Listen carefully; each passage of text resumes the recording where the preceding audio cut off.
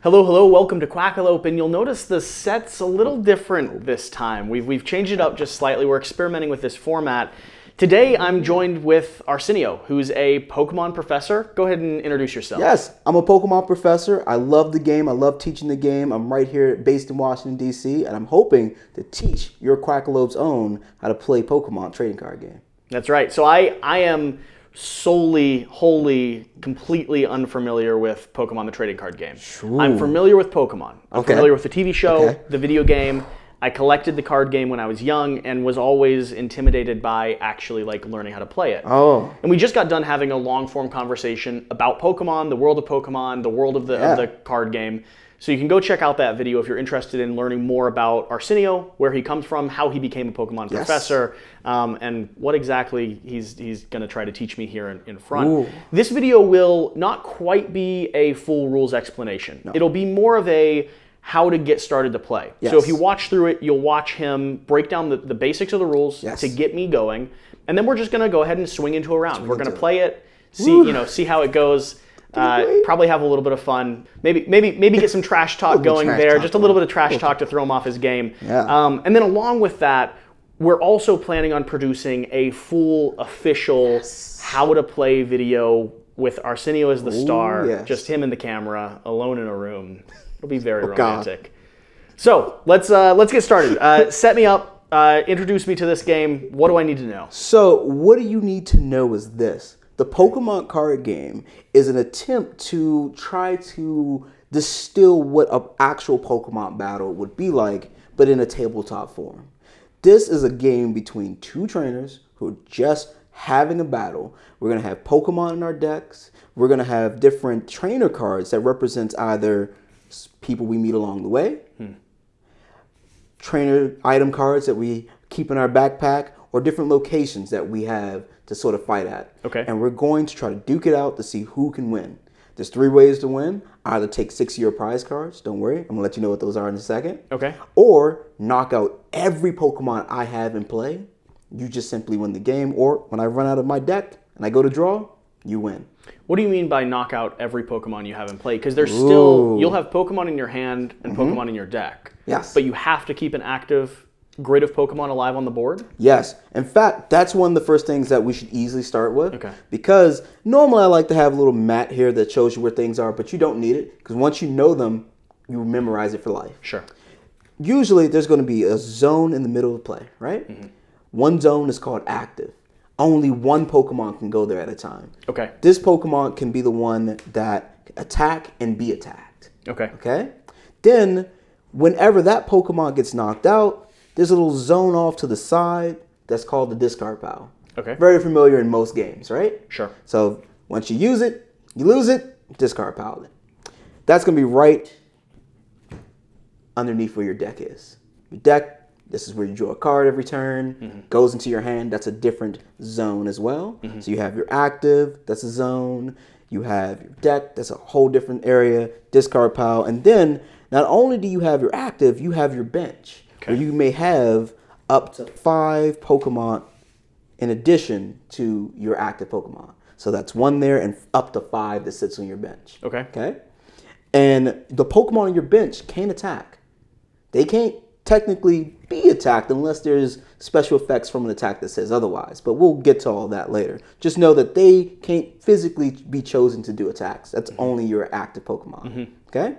Then next to these 2 zones over here is going to be 6 cards taken out of your deck at random and set off to the side without you looking at them as your prize cards. Okay. These are cards that when you knock out a Pokemon from their side of the field, you get to choose one of these and add to your hand. And if you take all 6, you win the game.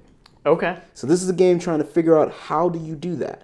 How do you get down to doing that as fast as possible? Okay? Okay. Now, before we continue, I just want to go over quickly some of the cards in the game. Let me ask 2 questions real quick. You mentioned trainers, locations, and items. Yes. Do they fall into zones? Are they immediate effects? How do they... So Pokemon, they come out of your hand. You get to play them only if they're basic. Okay. If they are a different stage, like a stage 1 or stage 2, you have to wait for that basic Pokemon to be out in the field for at least one whole turn. Okay. Then on the next turn, if you have the next level up, which is a stage 1 from basic, you put it over top. And now these cards are now one and the same. Okay. And then that guy has to wait another turn because that's a whole different Pokemon. And then you can get out Charizard. Then you can get out Charizard. As for the different trainer cards here, you see, as for these guys, trainer cards are like effect cards, or they're closer to spells and sorceries and instants and magics and things like that. You simply go ahead, play them, read out what it says, do what it says, then discard. So immediate effect and then discard. Mm-hmm. Okay. The only thing that isn't really like that is stadium cards. This one's a little special, but it's just a regular stadium card for the most part. Mm-hmm. Stadium cards are going to get played in between both players' play space. Okay. Because, well, just like in the story, this is somewhere we are. This is the entire environment that we're playing currently with our Pokemon. And so both players would have to abide by whatever effects are on this card until another stadium that's different gets played. And then this one would get discarded. Okay. Okay. In the case of a Prism Star card, it's going to be tossed out of the game, but we'll talk about that a little later. No worries. Those are just special cards. Yeah. You know what this card is? I don't know the official term. It's like an energy or something like that, right? Yes, that is exactly the official term. Okay. This is a basic energy card. You know it's basic energy when all it says is energy. Sometimes it might say special energy and give you some other cool details, but if it just says energy, basic. Okay. You can play basic energies one at a time from your hand and attach them to a Pokemon. Okay, so they tuck underneath. They tuck underneath just so, as long as you can see the top or something that shows you how many energies that Pokemon has. And this differs from a lot of other collectible card games because that means the major resource in this game goes directly onto Pokemon. And as I mentioned earlier, they get knocked out. So you have to be very careful about where you put them. So if they get knocked out, I actually lose everything attached to them as well. You lose everything attached to them, and they go over to the discard pile. Okay. And energy cards are very important because on a Pokemon card, this is how they do their attacks. You play a little bit of a matching game to get it done. See, this Charizard says he needs exactly 2 fire energies to do that continuous Blaze Ball attack. If he doesn't have them, can't do them. Do the energies get used up when you use that attack? That is a great question. That gets asked all the time. No. Okay. So that's the one benefit. So once it's equipped, you have access to that power. Unless someone comes along with a cool ability to knock rid of it, it is there to stay. Enough. And that's what's cool about Pokemon. Once you have it and you can do the attack, you go ahead, you pick the attack on the card because some Pokemon have more than one. Then you simply read out whatever's in bold. If there's a number there, you go ahead and read out that, and then you apply any other special effects that's in small text underneath it. Okay. So in this case, this one says it does 30 plus first. And then it says if you discard all fire energies from this Pokemon, he'll do 50 more damage for each fire energy you discarded this way. Okay. Yeah, that's what makes Charizard, this version of Charizard, really good. And also means he can hit for almost any number you want. Yeah, as long as you've got the energy there. Yeah. But while we're here talking about energies and Charizard, he has an ability. There's a reason why I wanted you to learn with the Charizard deck because it shows both attacking and an ability. Abilities are not attacks. You can do them based on what they say. In Magic, there's a golden rule that a lot of YouTubers and a lot of people who teach it say, reading the card explains the card. The same in Pokemon. When it comes to abilities, just simply reading it lets you know when, where, and how you can play it. Okay. In this case, it says, once during your turn, you may put 2 damage counters, and a damage counter could be dice, or it could be a little chip that has a number on them, and a damage counter is 10 damage, okay? Because everything works on 10s. Like his health here is 150. It'll always be on a variable of 10s? Okay. And with dice, whatever the little dot is, how many dots that is, you count 10s, and that's how much damage. So it says put 2 damage counters on him, so 20 damage. And then on this Pokemon, if you do so, you may search your deck for up to 2 fire energies and attach it directly to him and then shuffle your deck. Okay. So he's like supercharging. Woo! Yes, indeed. So remember what I said. You get to attach 1 energy per turn from hand. Yeah. And then he just goes and gets himself 2 energy cards. Yeah. Of course, you have to hurt him to do it, but that's a natural 180. He can do some big damage. Yeah. Okay. Yes, indeed. And that's unassisted. So back to these items, these last 2 cards here. Yeah. Where do those end up? So these are item cards. So item cards, very similar to supporter cards. You sort of just read them out, do them, and discard them.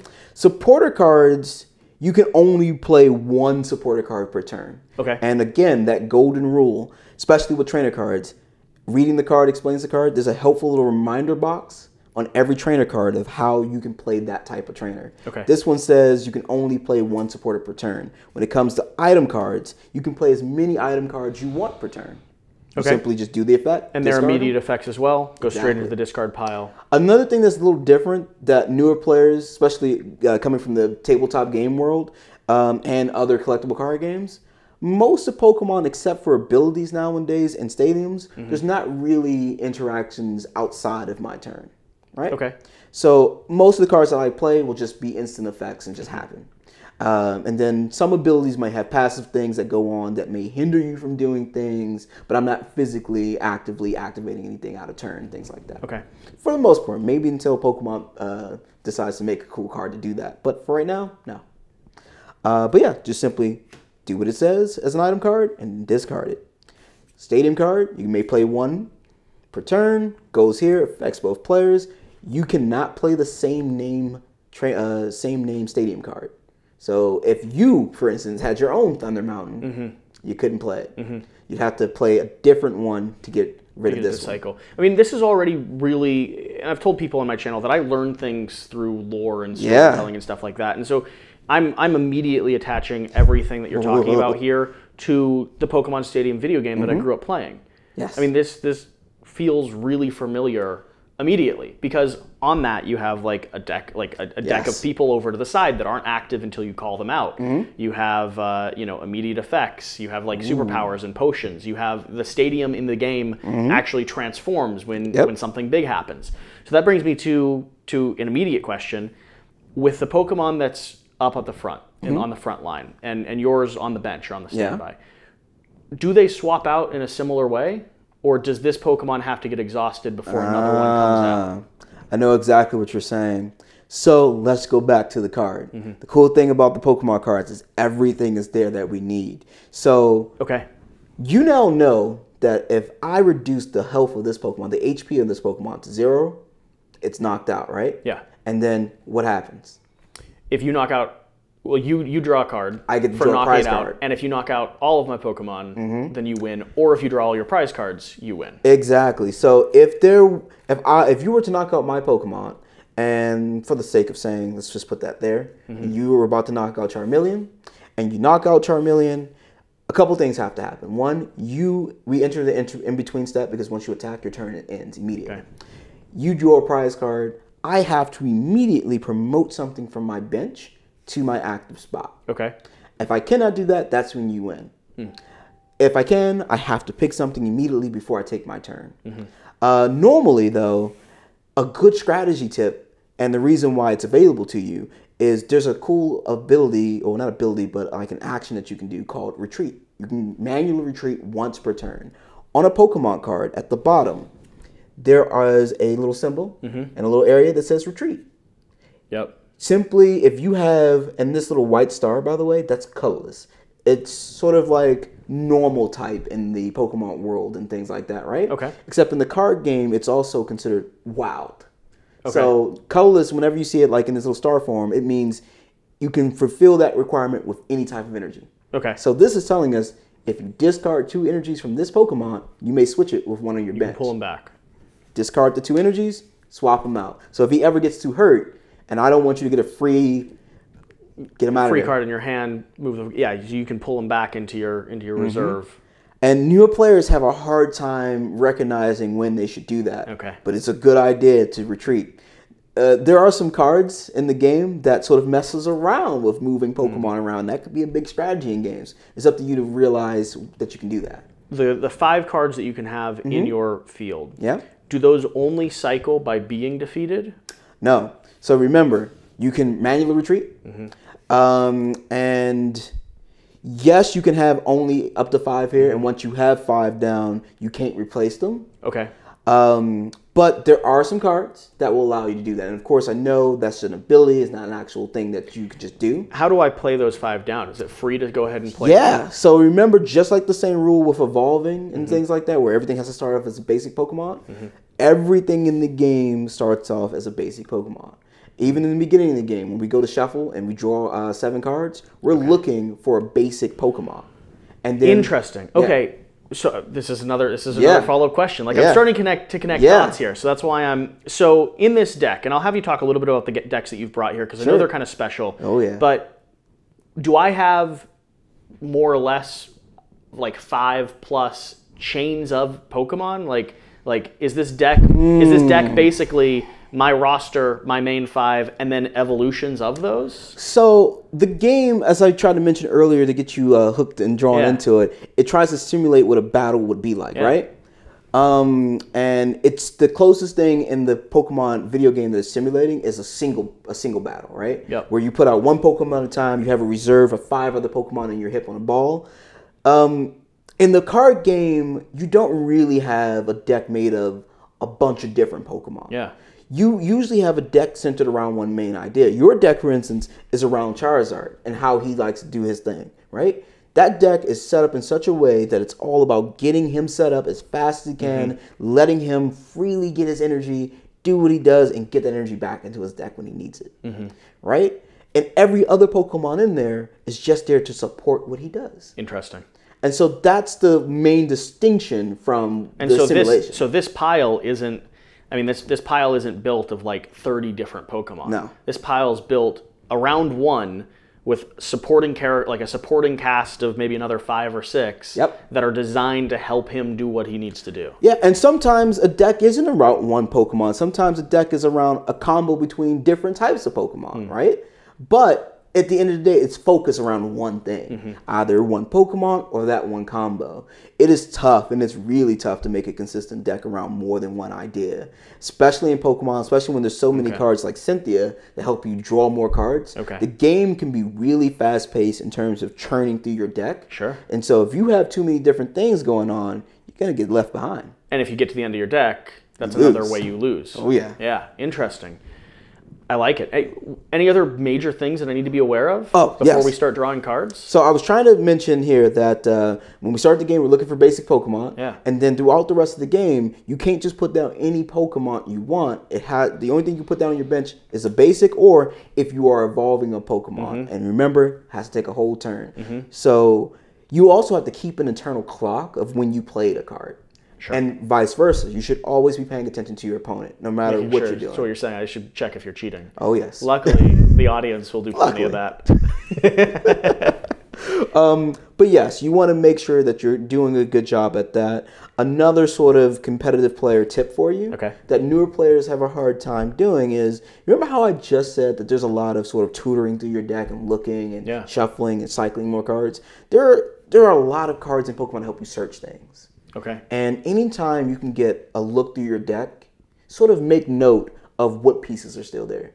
Since you're a new player and this isn't your deck. Interesting. Yeah, so you would, as you're searching through, you'd want to like know what chains and what combinations and stuff you still have possible. Now, when you're playing in a tournament and things like that, you're not going to be allowed to just sit there and go, well, okay, I got that. Of course. Yeah, you know. And I during this won't really know what I'm looking at. So that's a more experienced skill set. That's a more experienced but something insight, to learn. But it is something to learn, and to learn it earlier than later. Yeah, great. Because it will definitely. So what that does is it helps you to, when you're backed in the corner and there's that one main thing you need to go for, and you go for it, and then all of a sudden it's not there. That is the worst feeling in the world. But you would know that if on your first search you're like, okay, that's not there. I know how I should play the rest of this match. I know I need to really burn to try to get that card out of my prize cards. Because remember, you've got 6 that are sitting on the sidelines that you're not aware of until you start looking through your deck. Yes. Interesting. And you don't know which one of those 6 it is. No. So your deck could be built around a single mechanic or two, and those could really throw a wrench into that system, right? Yeah. Now, while we're on the same topic, and this is probably a good place to sort of get into it at this point, you are allowed to have 4 of the same name card in a Pokemon deck. Okay. So you have a deck of 60 cards. You can have 4 of the same name cards. So I can have 4 Charizard, and I can also have 4 Charizard GXs because they're different cards. Okay. But usually when we build a deck around a main idea or a main star, we usually try to put 3 or 4 of the same thing because that helps with probability numbers. There's more chances I'm going to get it. Whereas with the support Pokemon, if it's there for a specific goal or reason, I'm probably going to just run a little less and maybe run with some things I can search for it. Sure. So that's something you should get used to as well. Now, let the audience know what decks we're playing with. Yeah, let's get into it. So the deck you're going to play today is going to be the Charizard deck, right? It's a basic Charizard card that is super powerful. This one came out in the tag team expansion of the game. Okay. Charizard is a stage 2 Pokemon, and that does mean he needs a little bit more time to get set up. But you have cards in there like Rare Candy that lets you skip the Charmeleon line and go right to Charizard in 2 turns. Okay. In one, well, next turn. All you have to have is the Rare Candy in hand, Charizard in hand, and you're good to go. But how do you get those pieces? How do you get things moving? There's a support Pokemon in here that is new, that has been all the rage for a lot of players, which has started a lot of counters to it. But in this, we'll see what happens. There's a card in there called Jirachi. It's a Pokemon that you might know, you might not know. There it is. Okay. Jirachi has a really cool ability. If it's in the active, you get to search your top 5 cards of your deck, find a trainer card you want there, reveal it, put it into your hand, put those cards back in your deck and shuffle it, and Jirachi goes to sleep. And that trainer card would be that Rare Candy. Could be that Rare Candy. Could be something to help you shuffle your hand away to get more stuff in, to find those pieces that you need. Really good. And then Jirachi goes to sleep. Now, there are status effects in this game, which we'll get to when we get to them. But Jirachi has another cool card in there that helps him to bypass all of that. Okay. Normally, when you're asleep, you cannot retreat. There is a tool card that are like items that get attached to Pokemon. Okay. And that one lets him break that rule and simply just retreat. And you could probably retreat to another Jirachi and do the ability again. I hear you. Okay. That combo is really sweet. Okay. And there's something extra in that deck, a little spice in there. That's a Flareon GX that has a really cool GX attack. And GX attacks are once per game. Notice how this Pokemon, Charizard, wants to discard his energy cards, right? Yeah. Flareon has a GX attack that does more damage for each energy in the discard pile. Okay, I see how this is this is getting layered now. Oh yes. And you said this is a special deck specifically. Yeah. So that deck.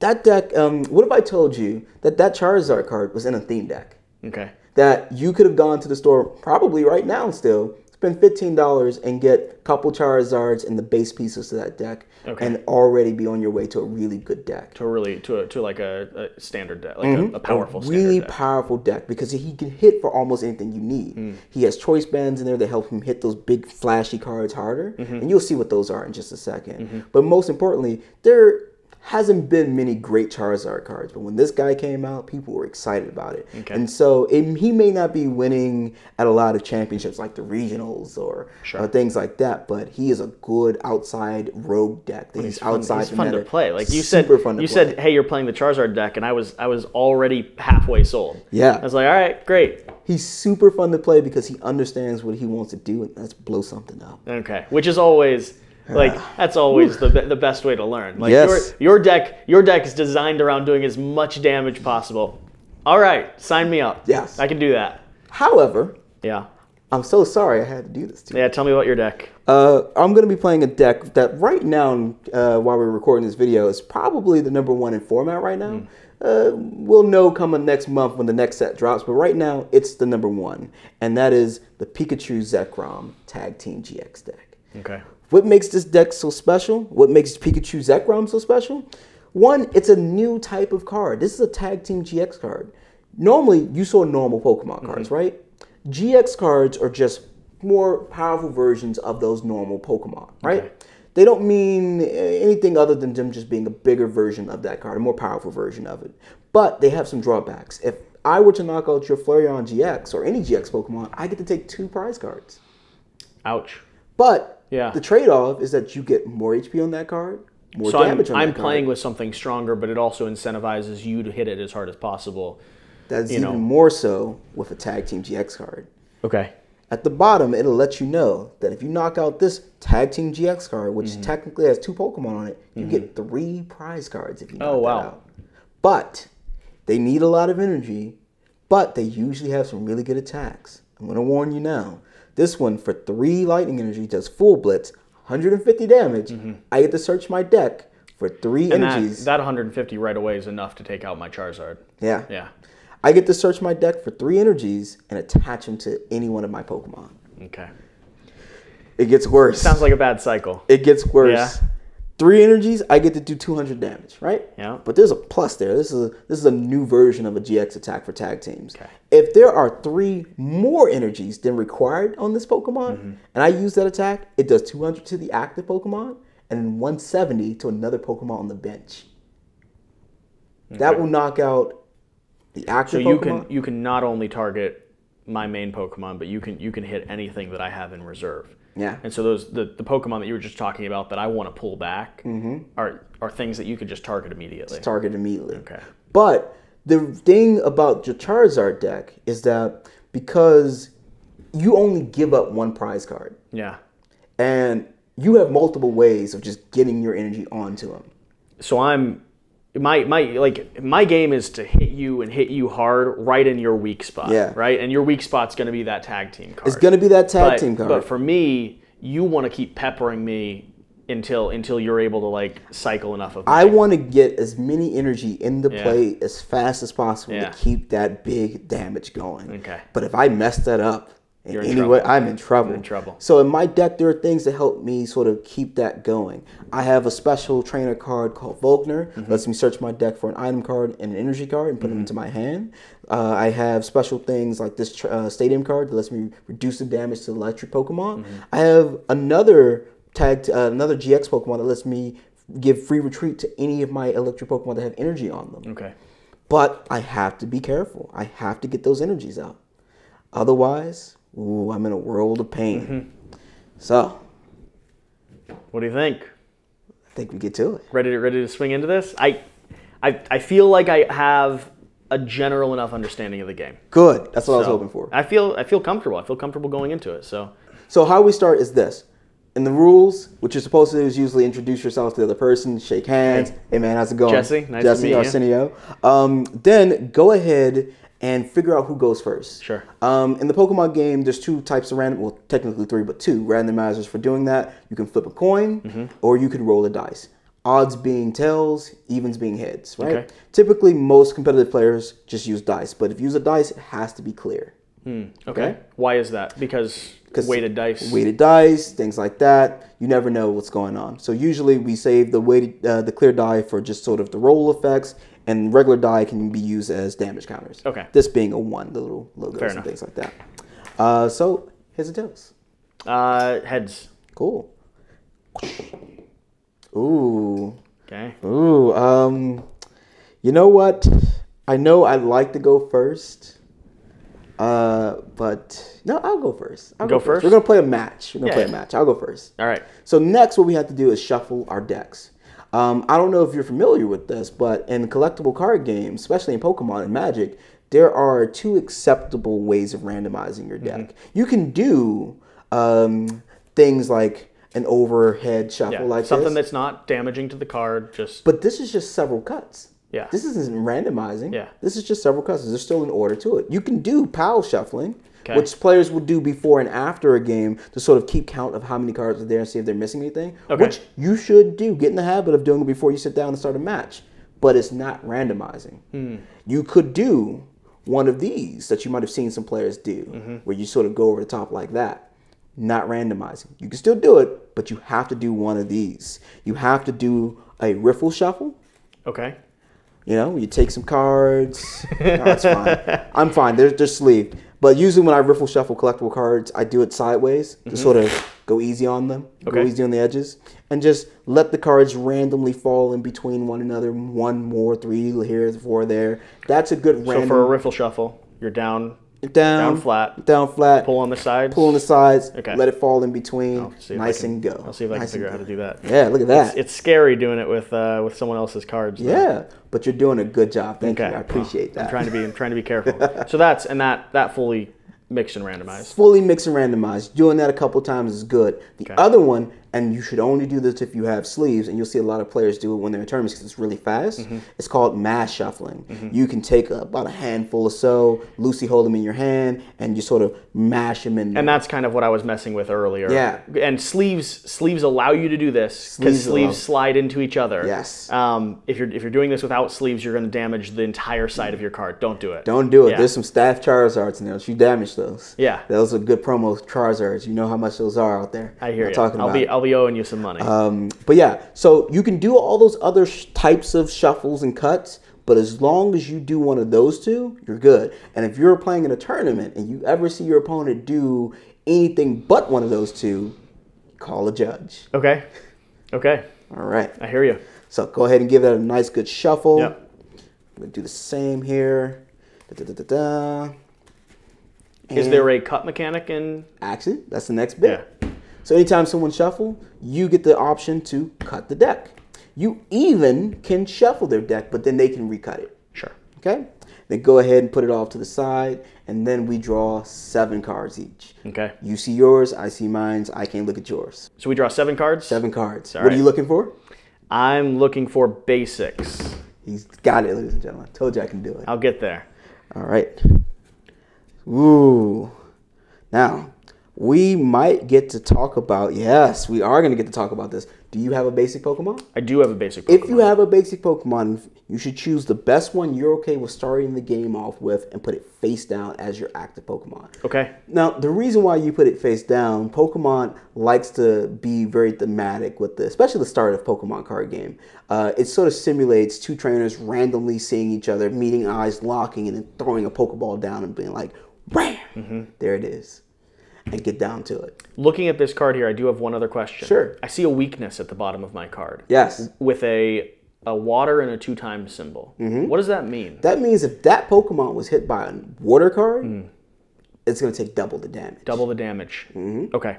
Sometimes you might even see next to that resistance. If there's a symbol there, it will take 20 less damage from that type of Pokemon. Gotcha. Okay. Interesting. Yep. So I have a basic. I'm comfortable. And now you may put up to 5 basic Pokemon on your bench if you have them. You don't need to tell me if you have them or not. You just put them down. It's your choice. It's always a good idea. Well, I don't have them. Good. Well, that's fine. But I always tell newer players it's always a good idea to put down any if you have them. Just put down what you have if you're able to. And you're pretty much done with setup. It's at this point after you put down your basic Pokemon is when you draw, without looking at them, your 6 prize cards to put them off to the side. This is very important to do because what happens if you draw your prize cards first and you just happen to have all your basic Pokemon over there? You never get one to start the game. So be very careful. So you want to be able to make sure you have a basic too. Now, let's say I had no basic in my hand. Guess what? I don't. So we're going to go over it. Great. Okay. So if you don't have a basic Pokemon in your hand, you have to do something called mulligan. Yep. Where you show your entire hand to your opponent because... That's where I get insight on what your deck's made of. You get some insight on my deck, but on top of that, the main reason why that's a rule so that they get to see is, well, otherwise, if I go, yeah, I'm going to mulligan, I'm just mulligan because I don't like the way my hand is. You need to know that I don't have a Pokemon. Yeah. Because again, this also means that deck building matters even more because probability-wise, I need to make sure I get something to start with. Otherwise, you can get some more information, this and that, a whole bunch of different things. So yes, you get to see it. I go ahead and take these cards and I put them back in my deck and I have to reshuffle. Okay. At this time, you go ahead and you make note of how many times I have to reshuffle. Right now, I've done it once. When I do find a basic Pokemon, every time I have to reshuffle, you get to draw an extra card for every time I have to. Now, you can choose to take more or less of those extra cards or none of them. It's up to you. Because it's cycling me through my deck. It is. Which could be good or bad. Yes, indeed. And trust me, nowadays that the cards have gotten so much better, the game has gotten so much smoother that decks that will mill you out of cards, that will take cards away from you, are coming back in style. So be very careful about that. Sadly, I'm not playing one. Well. All right. So I'm going to give this a quick shuffle. Hopefully I can find something. Yep. Oh, I hope it's good. Let's see what we got. That was a perfect cut. I hope so. Just so you know. You're welcome. Usually... If you win, that's because of that cut there. Oh, you know. Up. It's a second mulligan. Second mulligan. So I take up to 2. You take up to 2. Okay. And I reshuffle. This time I'm going to give it a little harder shuffle.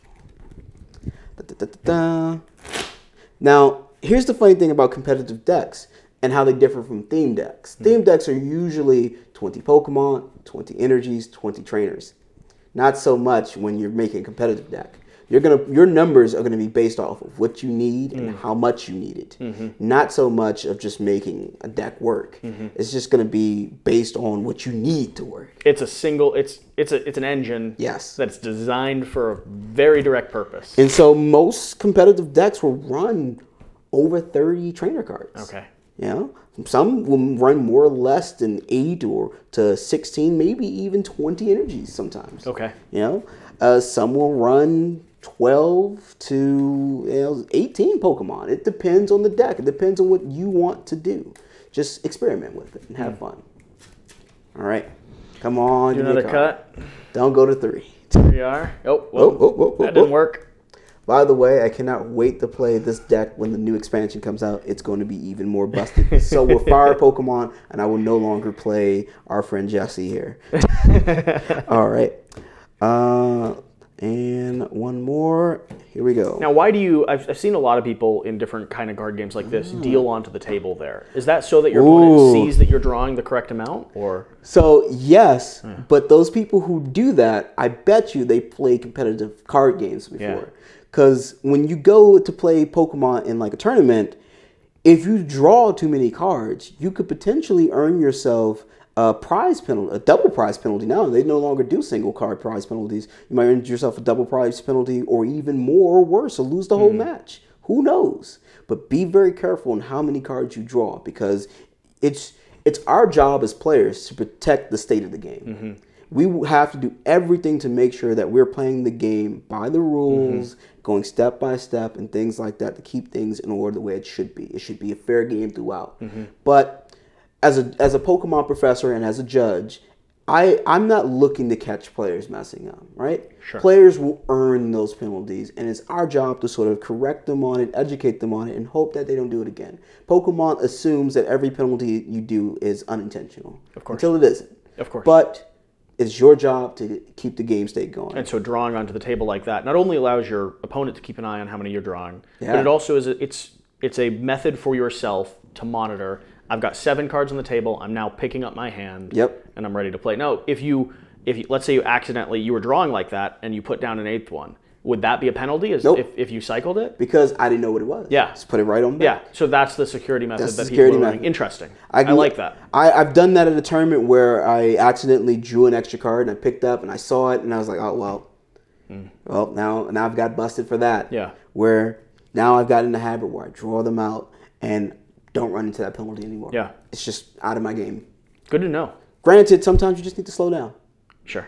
You can still play the game with some speed, but watch what you're doing. Yeah. Luckily, I have found the basic Pokemon. And you may go ahead and choose to draw those 2 extra cards or not. Now, what's for a new player? Sure. What's the thought process here? So I'm going first here. You drawing 2 cards at the beginning of the game, or just extra cards at the beginning of the game, just helps. It's the beginning of the game. You're nowhere near. Do I have a hand limit? You do not have a hand limit in Pokemon. That's really cool. You don't have a hand limit in Pokemon. So that's I'm going to go ahead and draw both of them up. You're also playing a stage 2 Pokemon. Yeah. So you have a little bit more extra step to set up. Okay. Stage 2 Pokemons are notoriously a little bit slower, but the trade-off is that they usually have a bigger reward to getting to what you want. And you're also not running a deck that's focused around a GX card, which, by the way, I love the format we're in because regular Pokemon cards can be just as good as those big and flashy ones. This is a strategy game before it's anything else. If you're a collector, sure, you might want all the flashy cards. Sure. But at the end of the day, I don't need it to play. You don't need it to play. Yeah, which is important. Very important. So you took yours. I'm going to go ahead and draw my prize cards off to the side here, making sure not to look at them. And here we go. Now I'm going first. If you go first, you're not allowed to attack on the first turn. Okay. If you go second, you can attack. But how many energies do you have when you're second? On your turn, how many energies would you have? I get to play 1 down, right? You only have 1 energy. Okay. So Usually, if you're running like a basic deck or something, you're going second.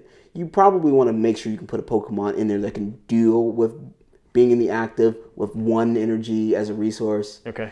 Sometimes you might not get that chance, but that's the hopeful scenario that you're looking for, is that you can use that energy in some way to take that advantage of going second and attacking first.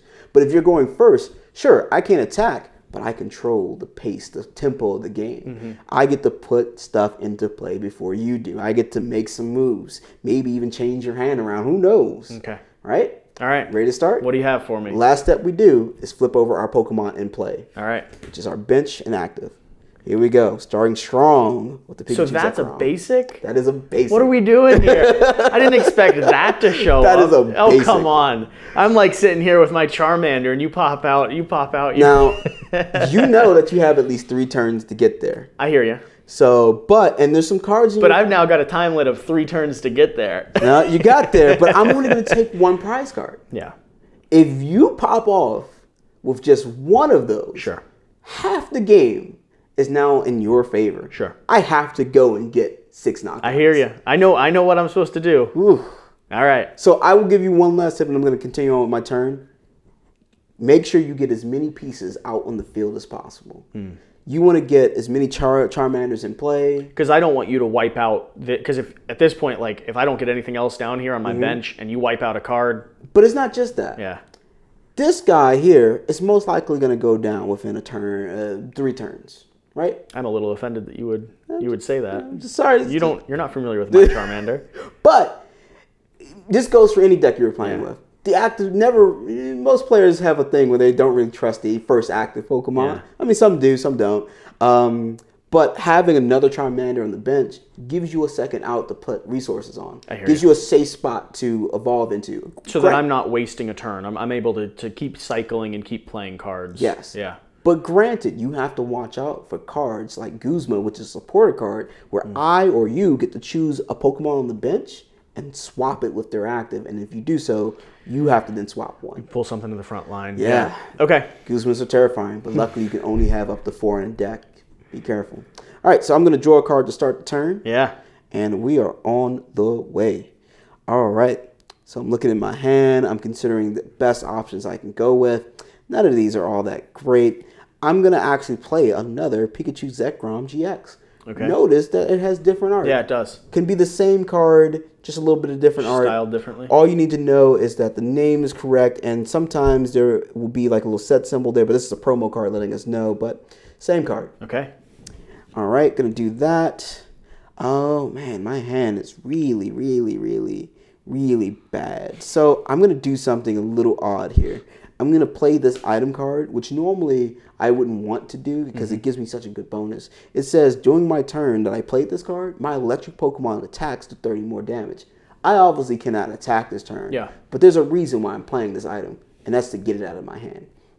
So that way, when I go to play this supporter card, Lily, which says draw until you have 6 cards in hand, now I have 1 less, so I get to see more cards. But it also says, if this is my first turn of the game, I get to draw until 8. Okay. So I get 4, which would have been 3 if I had kept that. Yep. So 1. Because you're not too happy with how your hand's set up. You want to get as much, cycle as much as possible. You got it. Okay. You're absolutely right. That's exactly what I want to do. And when it comes to my turn, do I draw a card at the start of my turn or anything like that? Every turn you take, you always draw a card. Draw 1. Okay. All right. I'm going to do something now. I'm going to play an item card called Ultra Ball, which says discard 2 cards from my hand. If I do, I get to find any Pokemon in my deck, reveal it, and put it into my hand. Okay. New players are always afraid of discarding cards, and when I tell kids or adults alike, you should probably play Ultra Ball in your deck. Okay. The fact that you can get any Pokemon is really lovely. Yeah. And a good Pokemon deck has ways to recycle stuff out of the discard pile anyway. Don't be afraid. Now I have to choose some cards to discard. I'm looking. You know, I think I kind of like the idea of discarding that. And you know what? I'm going to discard a Max Potion. Okay. Now I put down my hand, so that way when I pick up my deck to search through it, no confusion. Not mixing anything up. Exactly. That makes sense. Also be very careful. If I drop cards, be very, very mindful which ones were dropped, where it was, did anything get mixed. Very important. But let's go ahead and get back to the game. So I'm taking a look. I'm also quickly making a note of what's in my deck. That's interesting. Really going down the town here and making sure we find out what's what. All right. I'm actually going to do something that a lot of experienced players right now are contending with, which is I'm going to go grab a Marshadow. I'm so sorry about that. All right. And then whenever you search your deck, usually all these type of cards give you a rule that says shuffle your deck afterwards. Okay. Search and then shuffle. Unless it puts an order to it, which at that point, you know. All right. Give a good shuffle there. Cool. And usually these shuffles in between the game should be no longer than 15 seconds. They should not be long at all because your deck has already been a full shuffle early on. This is just sort of remixing them back up. And then what I typically cut after every shuffle? Yes. Just because it allows, just in case people are aware of how to like use cards. And every player should always cut the player's deck. I don't care if they're your friend, your son, your daughter, your mom, your brother. Always cut. Pokemon players are a great community, but sometimes, just like any community, there are some knuckleheads out there that will try to cheat. Well, and it's not just looking out for those. I would say like in a professional environment, when you're in a like you said earlier, the job of us, like our job when we're playing in a tournament or playing the game, is to protect the sincerity of the game, right? Yes. And so it's not just that I expect you to cheat or I'm cutting because I think you're going to try to do anything. It's more being in the habit protects the foundation of the game. It secures that there's no opportunity for someone to even have that. Yes. You know. I'm going to go ahead and play an energy card there for the turn. Okay. I'm going to play a stadium card, Aether Paradise Conservation. It says that my basic grass and electric Pokemon take they take 30 damage less. Okay. For as long as this card stays out. Both yours and mine. Well, but yeah, only one of us has these types of Pokemon. I see what you've done there. Now I liked how you offered that up to me. You're like, well, yours would as well. Yeah, yours will as well. You should have been playing back in the Parallel City days. Ooh, that was a tough time. One person knows exactly what you said. Yes, and he hated it. All right, so I'm gonna go ahead and play another card that's getting a lot of scrutiny these days, and that's Marshadow. Okay. Marshadow has an ability that says when I play this Pokemon from my hand to the bench, I may have both players, each player, shuffle their hand into the deck and draw 4 cards. Yes, really? I will. We certainly will. Let's go ahead and do that. That negates the entire draw that I just did at the beginning. Yes. That was mean. It's very mean. Pokemon, I tell kids, once you get into it, it's not as friendly as you think it is. No, I haven't even, I was looking at my hand, I was getting familiar with my cards, and now. Those of you watching, you might think that seems really, really powerful, and it is. But if I'm in a format that has Marshadow, and I know that that's a card out there, there are plenty of different things out to get out of it. Like that Lily you saw me play, which in this case would be wonderful in his turn if he drew, because he would get to draw a few extra cards. That Ultra Ball is a way to go find something like a Marshadow of my own to go do that. Your deck has the cool support card called Tapu Lele. When you play it, you get to go find a supporter card. Okay. Like there's a bunch of ways out of it. So really play around with how your deck really deals with something like that. And yeah. But it's also a very disruptive thing to do on turn 1. So 4? 4 cards. It's pretty brutal. Oh, that's reset a lot of stuff. It's pretty brutal. Man. Now, the reason why I would want to do something like that is if you notice, I was able to find an energy card, put a Pokemon down, drew some extra cards. I'm digging. I'm trying to find pieces. And that's personally for me as a player in my game, the best thing I can teach someone to do is to get used to digging for your combo. Do everything in your power, even if you feel like you're behind, to keep chugging along for it. Everything. Look for those ways out.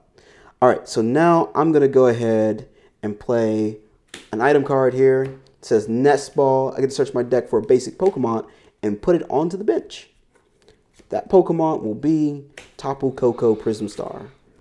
Right? He doesn't have a play ability, but what he does have is once per turn, I get to discard him which in this case, since he's a Prism Star card, he gets out of the game. Okay. And then I choose 2 Pokemon on my bench, and I get to attach 1 energy card from this card pile to them. Okay. But he also has to be on the bench. Okay. Okay? Yep. So that's what that is. Just lets you pull back some of your resource. Lets me pull back some of my resources, but more importantly, in a deck like this, that's potentially an extra energy in play. Yeah. I hear you. That clock is I just hear you. sped up. Uh-huh. No, I see what you're doing. Would you like to cut? Oh, yeah. Sure. Sorry. All right. I'm at the point now where there's nothing left for me to do, so I simply end my turn. Because you can't attack the first turn. I can't attack the turn, and I'm satisfied where I'm at. Okay. So I am going to start off. I'm going to start off by putting an energy down. Sure. I'm going to just toss this on top of the Charmander, or the Charmander. Mm-hmm. I'm then going to go ahead and play a Nest Ball. Oh. Which allows me to search for a Pokemon, Yeah. a basic, and add it to my bench. Put it to your bench. You know this deck better than I do. Mm-hmm. What basic should I be keeping an eye out for? Right now, Charmanders are great. Yeah.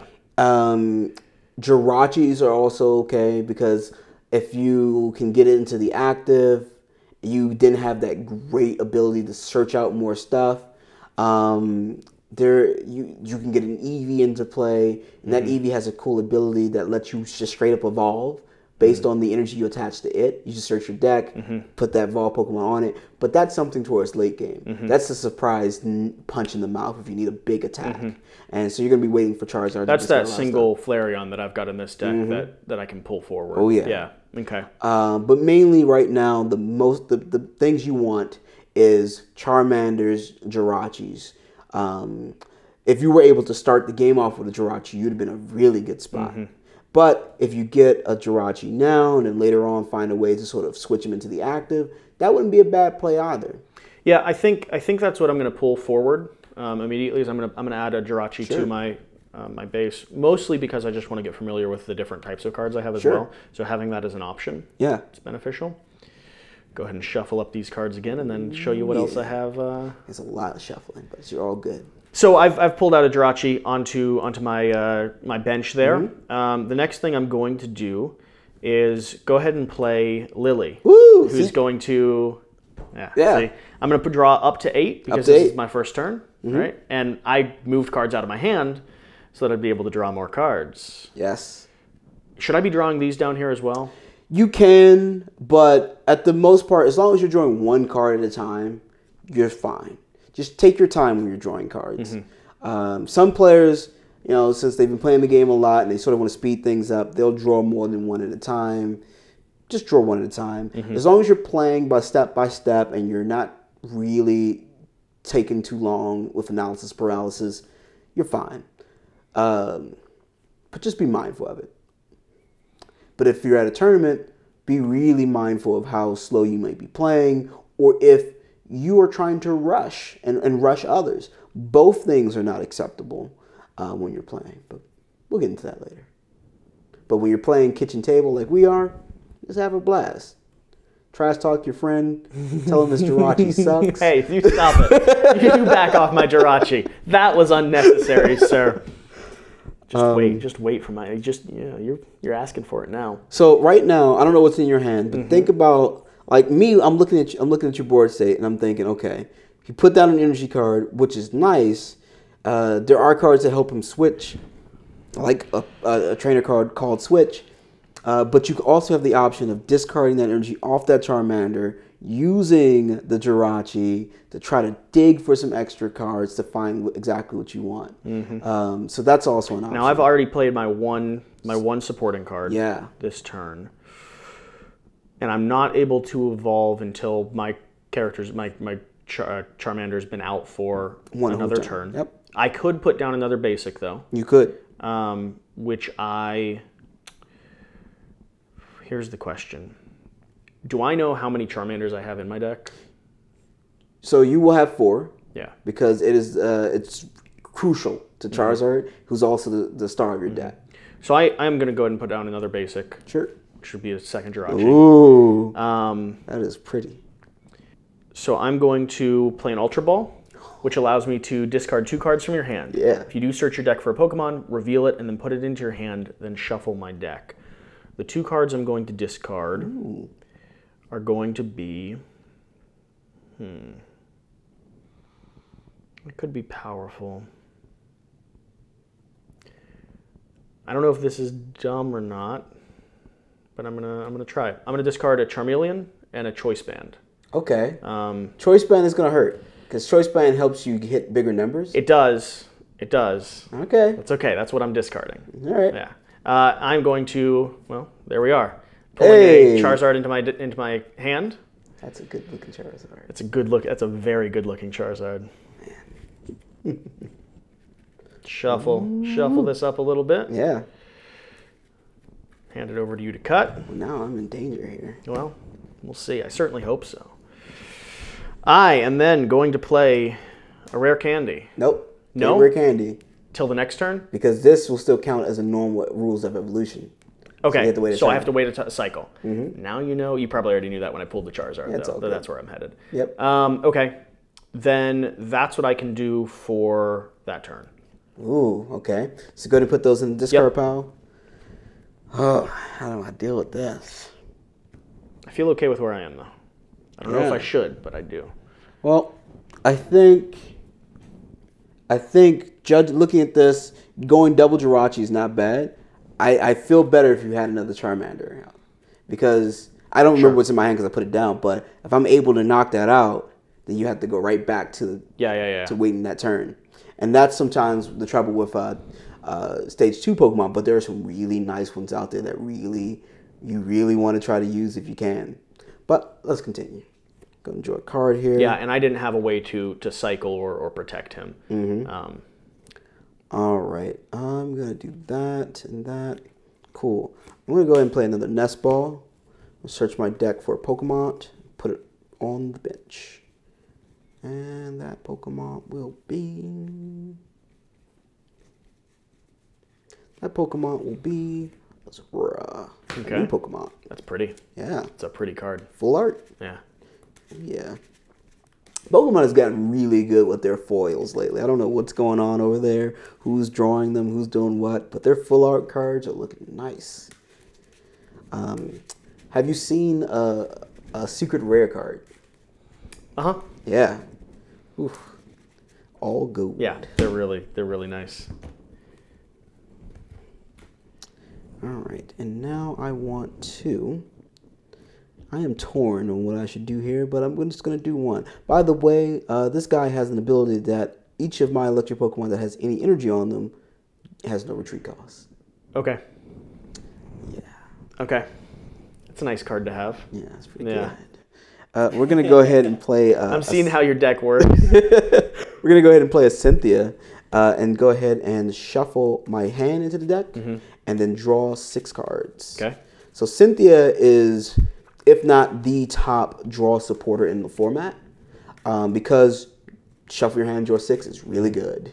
It's straightforward, simple. There's not many other cards that just does that. Lily's pretty good, but Lily is all about how many cards you still have left in your hand and what you don't have left. Yeah. It's really good first turn, so you'll see a combination of both. Well, and we both got her out first turn, which helped us. Best way to play it. Yeah. But yeah, there you go. Okay. There are some other draw supporters out there that are used for many different things. Sightseer helps you discard cards before you draw cards. Tate and Liza gives you the option of shuffling and drawing 5, or you get to swap a Pokemon from the active with your bench. That's pretty versatile as well. There's tons of them out there that can fit for your different deck. But let's go ahead and draw this 6. 1, 2, 3, 4, 5, 6. All right, I'm going to play a trainer item card called Icrobike. I get to look at the top 2 cards on my deck. I put one in my hand, discard the other. I am going to discard that. All right. Now I am going to... If only I was able to do that. I already played that. Cool. I'm just going to simply attach this energy card here and just keep that going. Just keep on marching down that road. And at the moment, you don't have enough to attack. I do not have enough to attack. But you could you swap that with another card that would be able to attack, or no? It doesn't look like it because no one else has energy, right? I couldn't do it at all. But remember that this guy has an ability that I can attach that extra one in the discard pile somewhere. Gotcha. Which could be another 2 energies somewhere down the field. So unless I have ways in my deck to move energies around, we'll see. I might. But I think I'm going to end my turn. I think that's all I'm able to do. Okay. All right. I draw a card. Always draw that card. Start of the turn. Let's see what it does. Ooh. Okay. And what is the best? What's the best option, order of events? You got that man now, so. I am going to... Ooh. Ooh, if you kept that choice band, you could have knocked me out this turn. Ooh. Oh, unless you still can. When I attack... Oh, no. When I attack, that ends my turn, right? Yes. Okay. All right. So I'm thinking through different things that I could do. I think I've figured out the right method. I'm not, for the audience, I'm not gonna play that. Instead, I'm gonna start by playing this. Oh. And save that for later. So I'm gonna start off with a rare candy. Yes, do it. Which Yep. pops in here. Because of the ability, I don't find them, do I? Yeah, you do. Oh, I do find them? Yep. If you do search your deck, I do. Putting 2 damage counters on there. Let's use one of these. One of those small ones. Okay. Yep. Put 2 on them. I'm going to find... Up to 2 energies. Up to 2 energies. There's 1.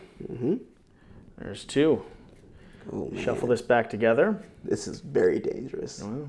Because if he had kept that choice band, which I don't know if he still has another one in his hand or not, but if he kept that choice band, he would have been able to knock me out in 1 hit. Yeah. Because he gets to attach an extra energy this turn. That's 200 damage right there, plus the 30 that Charizard already does. Just a little bit more, and he's 1 hit KOing me. Yeah. Remember, he was worried about this card being a basic. You realize I wouldn't have gotten rid of a choice band. No! I had to. I wouldn't have. That's a good card, I just happen to have 2 of them in my hand at the moment, and I didn't think that was necessary. Well. So I've done that. I've attached that on there. Does that actually attach to the Pokemon? Yes. Okay, so I've played that choice band. The next thing I'm going to do is go ahead and play a Lily. Sure. So I have 2 cards in my hand. I'm going to draw 4 more. Yes. What have I done? I've created a monster. Well, I'm going to go ahead and play a Nest Ball, which allows me to pull a basic from my deck. Woo! Let's see what I'd like to pull. All right, we're going to have to pull a big attack in this game to get back in this one. I have an idea what we can do, though. Pulling the Charmander. Going to go ahead and get another one of these guys out. Man. I think that's important. Yes. Go ahead and give me a cut there. Ooh, now I wish I hadn't put the energy on the active. But that's the whole point. Realizing where you should be putting your resources.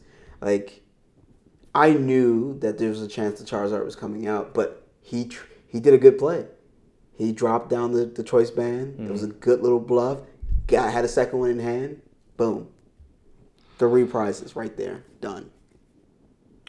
What is my next best option? I think I've already played. Yes, I've already played the orange.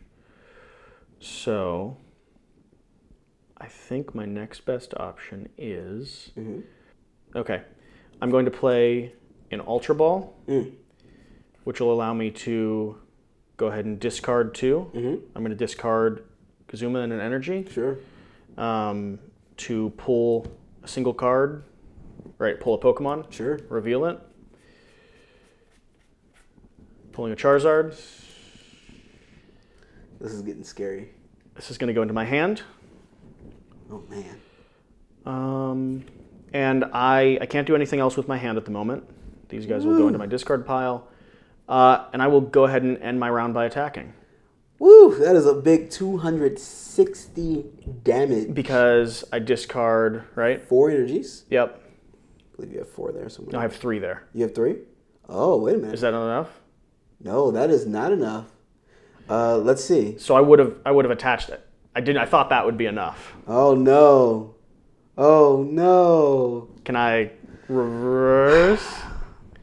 Normally you wouldn't be able to. Sure. But this is a learning experience. But you were hyping up the fact that I had enough. I kind of want to see it. So what I would have done though, if I hadn't realized that I needed to attach one there, I discarded for the Ultra Ball. I discarded Gazuma and an energy. Yeah. That energy is what I would have attached. Yes. So the reverse would be I don't play the Ultra Ball. Yeah. I don't discard these two, and this card's still in my deck. Shuffle that back. Is that acceptable? Yeah, that's acceptable. Because I thought I was good to go. If you're playing in a tournament, though, Of course. you do it. You've done it. Yeah.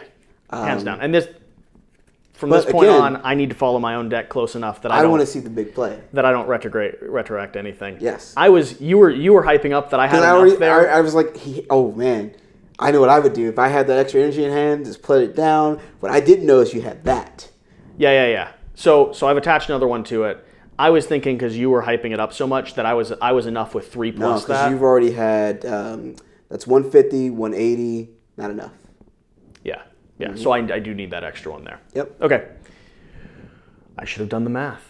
Got to do the math. I got to do the math. I've pulled back my play a little bit. Woo! I'm ready for a big attack.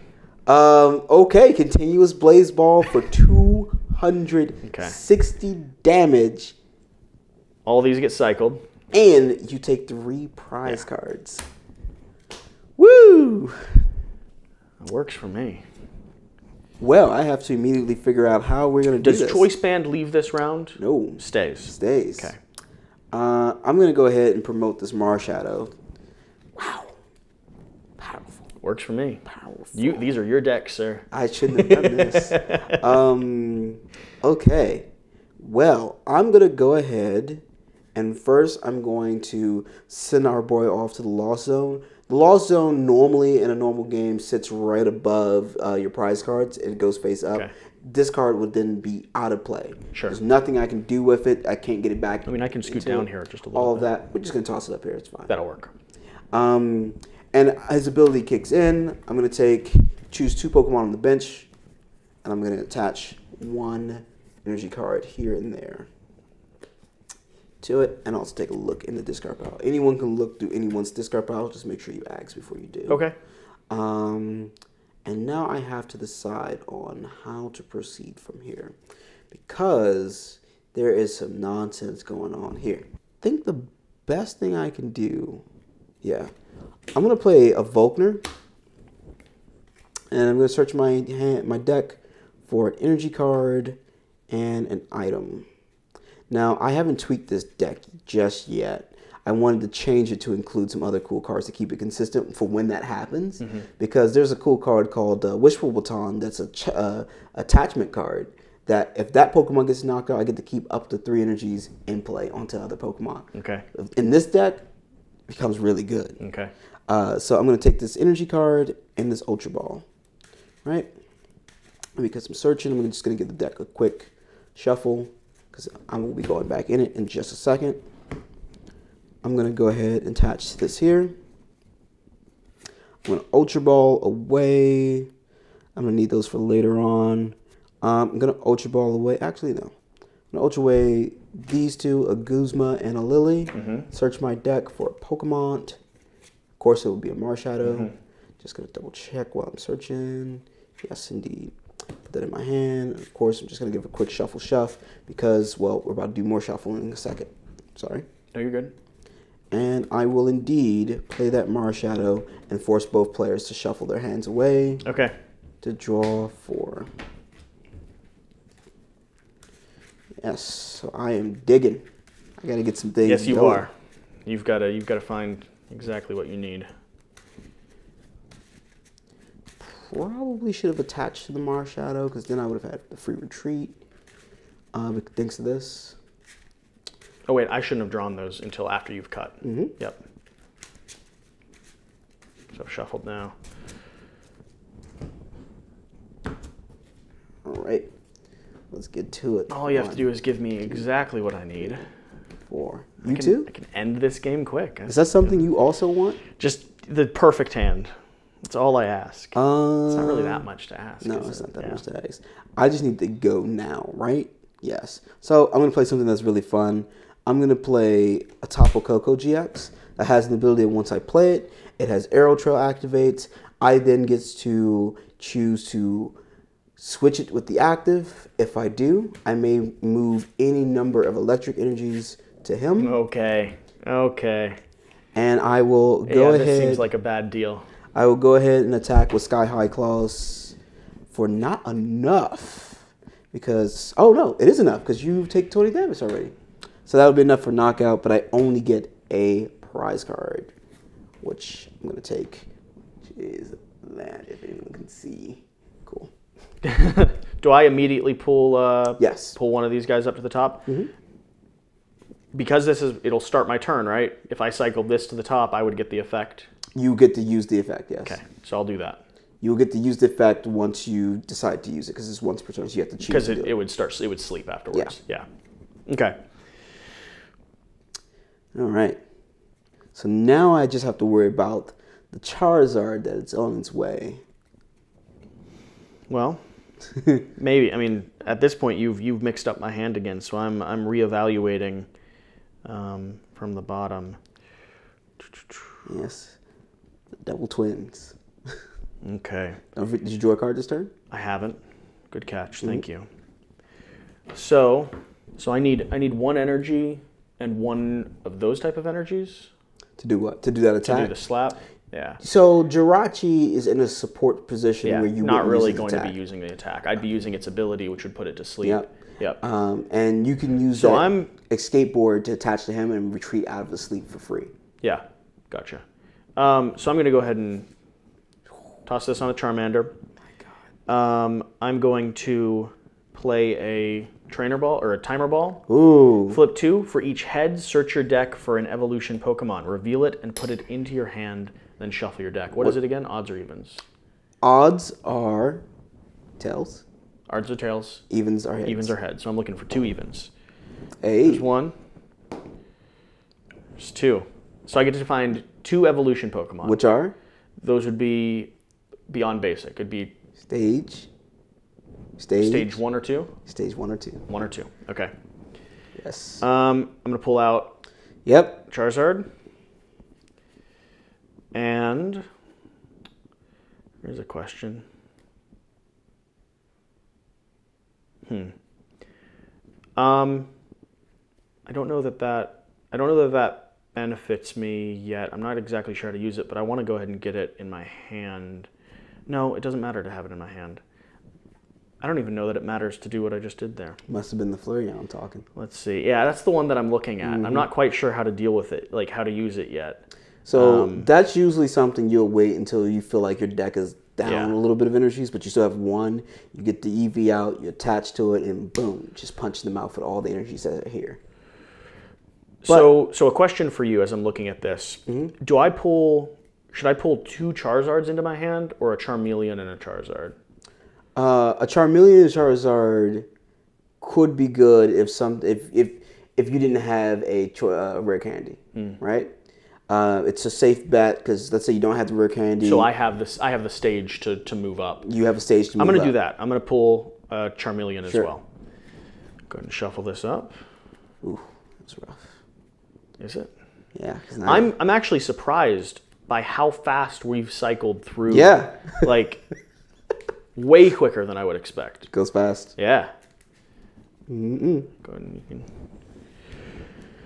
Which is dangerous because I feel like I still have a lot of.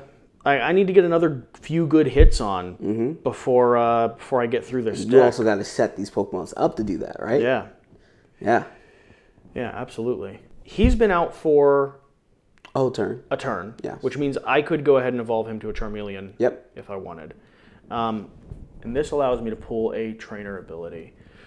I'll go ahead and do this first. So when you sleep a Pokemon, it turns to the left, right? It rests on its name. Okay. Now what happens is in between turns, you will roll a dice. If heads, he wakes up. If tails, you stay asleep. When you're asleep, you cannot attack, and you also cannot retreat. Okay. But go ahead and use the ability. So you draw the top. drawing the top 5, and I'm looking for a trainer card that I want to pull. Anyone you want. There we are.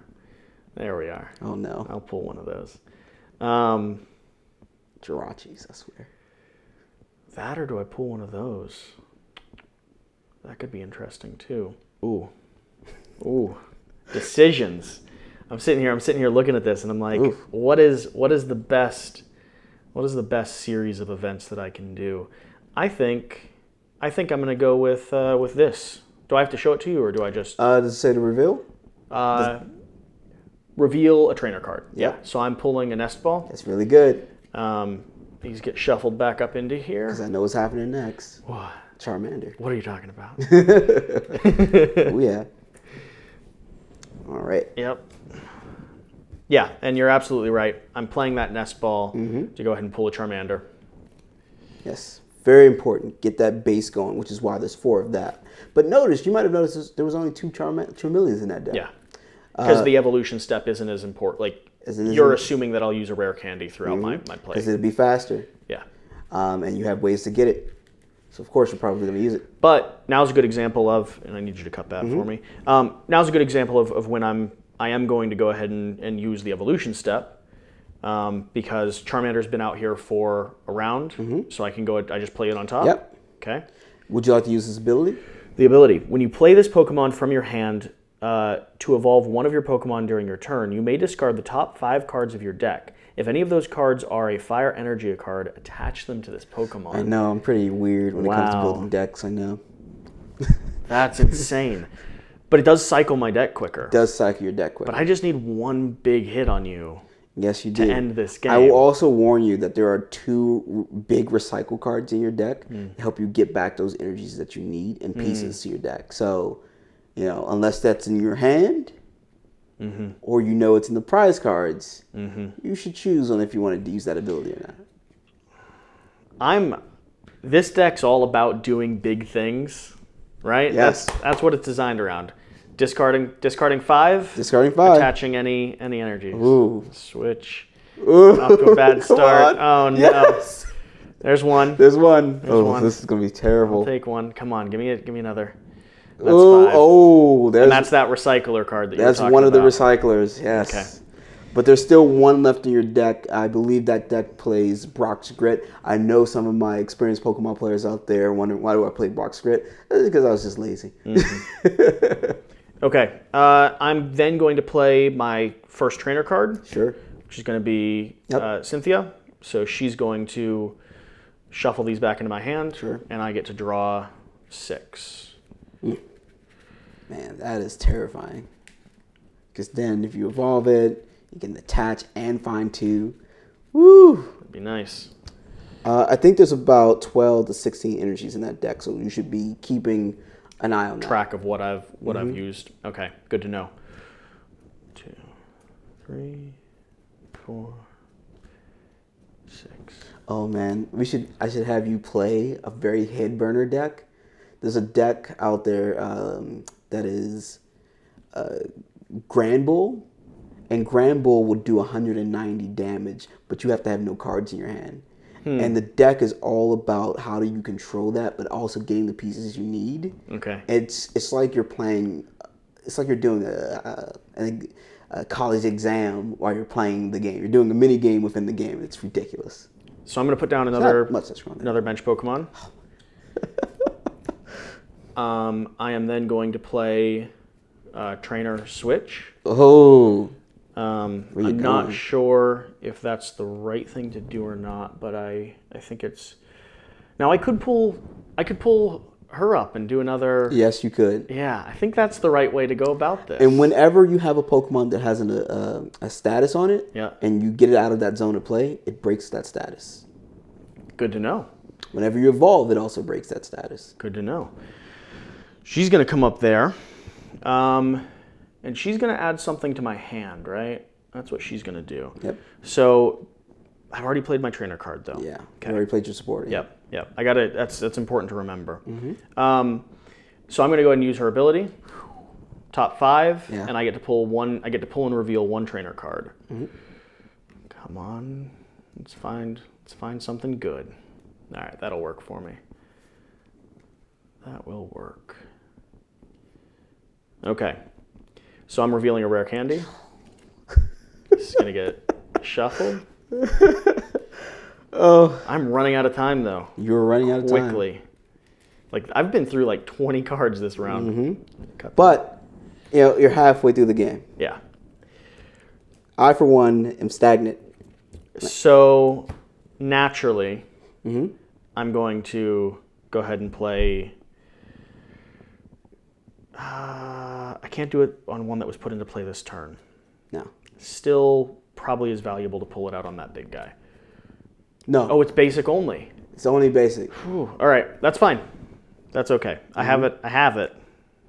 You already. And even if it wasn't basic, remember that that's a brand new Pokemon, and that card follows the rules of evolution. So that guy has to be out for. That's what I was saying. I couldn't do it on either of those. Yeah. And it has to be basic for me to play it. So I'm not going to be able to cycle a Charizard this turn, and hopefully you don't cycle my hand this turn. I don't have an attack. I can't retreat here. That's going to be the end of my... So go ahead and roll the dice and see if it comes out of sleep. See if it wakes up. Does it? Nope. Go ahead and discard that. And I'll go ahead and draw a card for the turn. And now I've got to figure out a way to get some of my people onto the bench because this is now kind of blocking that zone, right? Yes, indeed. But don't worry, it won't be blocking it for much longer. Probably not. I'm so sorry. Yeah. We're going to go ahead and place this card here. And now I get to use one. I'm going to go ahead and Guzma. I'm going to choose this Charmeleon and force him to become your active Pokemon. If I do, I have to switch to something on my bench. I'm going to switch to here, use his ability, have that free manual retreat, which is once per turn. Yep. And of course... You're back with the big guy. I'm back with the big guy. Going to take a quick peek at my discard pile, see if there's anything else I can do. And you're scared of those. You're scared of those energies there. That's why you're doing that. That's why I'm just going ahead and blow that up with Sky High Claws for 130. And knockout. That's all you. Yeah. Because now... And now I can look through my discard at any point, right? Yeah, you can look through your discard. And you said I had how many energy? About 12 to 16. I could be off by 4, so... But if you're close to that number, you should think about pulling the trigger on the EV or playing the Brock's Grit to get at least 6 of that back in the deck. Which I don't think you're close to that number. Not quite, no. Yeah. All right, so who's going to be the active? Okay, yeah. I'm just going to go ahead and pull... Yeah, I'm going to pull a Charmander forward. All right. And that's the end of your turn, right? Because you attacked. Yep. Interesting. Okay, I start by drawing a card.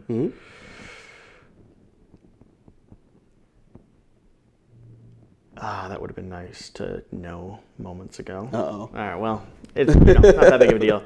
I'm going to start by going and just attaching. Oh, I just noticed something. What's that? Everyone, I also just messed up as well. I don't know if you had enough damage to knock out the big Pikachu and Zekrom because this was in play. It would have taken 30 less damage. But that is okay. Okay. Yep. I probably wouldn't have quite. No, it would have been down by, you'd have missed it by like 10 or 20. Yeah, it would have been right on the edge there. Yeah. All right, well, I mean, good to know. Good to know. I'm sure someone in the comment section has already left a already comment going on it. that's like, he calls himself a Pokemon professor, how dare. You're going to miss things here and there while you're playing. This is a friendly teaching game. Oh, yes. You know, so it's important to point that out, but we were mostly focused on our fields. Yeah. We forgot that this was kind of... That, and I was super excited to see him hit the big play. That's fair. That's fair. And I was excited to do it, so... So I just attached that energy. Yes. I'm going to then use a rare candy. Sure. To go ahead and cycle that guy, which gives me 2 for my... Yes, indeed. 1, 2. Oof. Now, right now, my value, though, would be... 180. Be 180. But 150. 150 because of that effect, which isn't quite enough to deal with you. No. Disappointingly. Okay. It takes 20 damage. I am... That's a 2, not a 3. It's just a defect. Yeah. I'm going to attach and a skateboard. Oh. So that his retreat would be one less. One less. I'm doing that mostly to get something out of my hand so that I can put down a lily, which allows me to draw back up to 6. 2, 3, 4, 5. Okay. Were you placing it here and not there just in case you wanted that option to retreat him? No, I didn't really think through it. Okay. I attached it to the active Pokemon. Yeah. It's so I could have added it to a support, which would have allowed these guys to cycle. Yeah. Okay, that's something good to think about. I really played it not to use it at all, just to cycle my hand more. Because now, if you somehow drew into like another choice band, this Pokemon can only carry one attached item. Okay. Now there's a Charizard with a skateboard. I'm going to go ahead and play a Nest Ball. Okay. Which is going to allow me to pull an Eevee. Oh. Would you like to cut my my very very small? You are not joking. No, I've gone through that deck. I'm also going to play a. Yeah, that's what I'm going to do. Play a Pokemon Communication. Going to reveal a Charizard. Yeah. Going to put it back into the deck and shuffle. Well, yeah. I put it back in the deck, and then I get to pull one from the deck. Yeah. Now, if you're going to pull Flareon, remember, his ability only works if Flareon's in the deck. What do you mean? So read Eevee. So you can evolve it by just putting an energy onto Eevee. Okay. And it will search the deck automatically for something that evolves from Eevee with that type. Okay. But it has to be in the deck. I didn't realize that. Yeah.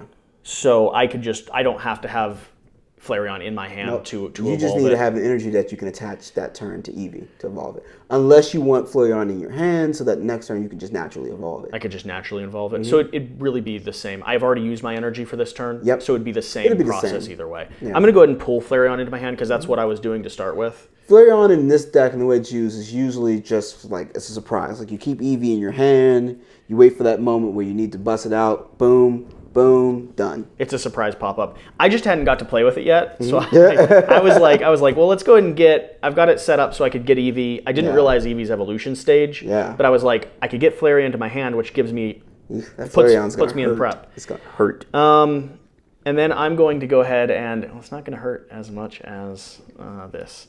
Nope, only one item. Only one item? Might be attached. I didn't know that.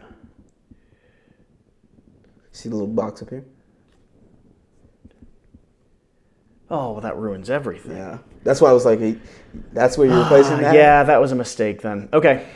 Well, then, that would have been so good. Yeah, because you would just I would have had enough. I would have had enough. That would have been game, right? No. So this is a regular basic one. Okay. Regular one. So you'd have been down. I would have done one. I'm going to end my turn with an attack, which would do what we're talking. 150. Wait, should I even end my turn with an attack? You'd have enough. You're gonna have enough to wipe him out. Yeah. I could end my turn with a retreat instead of an attack, though. Which would save the Charizard up with 2 energies on it at least. Yeah, it'd leave 2 energies on it. The skateboard wouldn't go away though, right? Nope. So I would never be able to attach. I need to keep building him. So that means you'd have to hurt him again, get the 4 energies on him, and that'd be 230. Won't be enough to knock this out, but it will be enough to knock that out. But you'll lose all those energies. And if I attack now, I do damage, but I wouldn't actually do enough to destroy you. Yeah. And that would be a problem because you're going to wipe out my Charizard, which would kind of be a waste of a Charizard. I'm going to try that. I'm going to use the escape board. Sure. Go ahead and pay one of the energies that's on him to cycle him down. I'm going to pull up that guy there. And I keep this on 2. Which means I could go ahead and use that ability. Which I will do. 5, and I get to keep 1. It just keeps going, and my deck is getting dangerously low. It's gonna get dead. Yeah, I'm dangerously cheesy. I could be in trouble. I don't really want any of these. I will take him. I'm gonna take Gazuma into my hand. It's pretty good. This gets shuffled. Whew. Pretty good. I got to stop going through this deck. Yeah, I mean, it's helped you so far. Yeah, well, we'll see. I've made a few mistakes that have that might be problematic. Okay, that's going to be my turn. All right. All right. Roll the dice. See if it wakes up. Yep. It does. Cool. So I could do that, but that feel like that will take up a spot on the bench. What I needed here was another one of those. I could do that, or I could just take the knockout. Is there a way to get rid of item cards? Through abilities on Pokemon, things like that. But there's no way of just getting it back up. I don't know of any trainer cards off the top of my head that can do that. But I do know of a Pokemon that can do it. And that's Magerna. She has an ability, lets you discard, let you pick back up a tool card off Pokemon once per turn. Let's see. Oh, yeah. Wait a minute. I can get an energy card this turn. Okay, I'm actually going to play Energy Recycle System. I have the choice of putting back 3 energies into the deck or picking 1 energy and put it into my hand. And take 1, put it into my hand from the discard pile. And I'm going to attach it here for the turn. And what to do here? Yeah, I'm going to keep it going. I'm going to Guzma up. Okay. Yeah, going to Guzma up. So you're pulling me? Pulling him. Oh, that's what I just avoided. Then using the ability, bring it back in. Yeah. All right. I'm going to put down this Absol, which has a unique ability that says your opponent's active Pokemon is a basic Pokemon. Its retreat cost is now 1 more. Okay. So this is the counter towards stuff like Jirachi. Yep, absolutely. And then, yeah, I will do Sky High Claws for 130 and knock it out. Okay. You're becoming a problem. Yeah, now we're back in it. That's your attack. Yep. And I get to decide what goes up top. Yeah, we'll keep that up top. I feel like I should have probably gone for the Eevee. Question. But we're good. Question just to make sure I make the right decision What's here. up? Gazuma can switch a sleeping Pokemon or not? Yes. Okay. Oh, yes. Okay. Yeah, I know. Okay. Yeah. Now it's my turn? Yes. Did you draw up your Yep. card? Why am I asking you if you've done the right steps? No, it's good. I mean, I missed the call on that earlier, so it's all good. I'm going to go ahead and draw a card. Okay, that doesn't help me too much right now. Ooh. I'm going to go ahead and use the ability. Okay. Pull 5, keep 1. Well, okay. Brock's Gift. Shuffle 6 in any combination of Pokemon and basic energy cards from your discard pile into your deck. Draw 2 cards until you have 6 in your hand. If it's your first turn, draw. Okay, I'm going to go ahead and take Brock's Gift into my... Yeah. Because that'll at least give me a chance to fill up my deck a little bit. Yeah. Helps out a lot. We're getting low. Yeah, you losing that energy recycle system, or energy recycle early was... Yep, let's cut that. Was tough. That's the play with the Charmeleon. Okay. I am... Let's see if I do this correctly. Uh-oh. That's the question. I am going to play... Yeah? Zuma to pull this. And I would like... Who's your big guy? This guy, 240. Yeah, I don't know that I can do enough, but I might as well swing for this guy's lets me get free retreat. And he's 190. 190. But would both of them be enough to just win the game? Yes. All right, no. 2 prize cards, 3 prize cards. 2 prize cards, 3 prize cards. So that's the one I need to be able to target. Well, let me go ahead and do the math before I decide. Yeah, am I allowed to pause and do the math? You certainly can. Because if you miss that, it's pretty much downhill from there.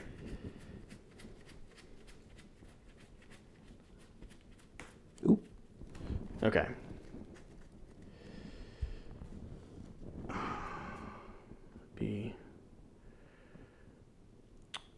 Keep in mind, this is also in play. I know. That's, yeah, that math doesn't quite.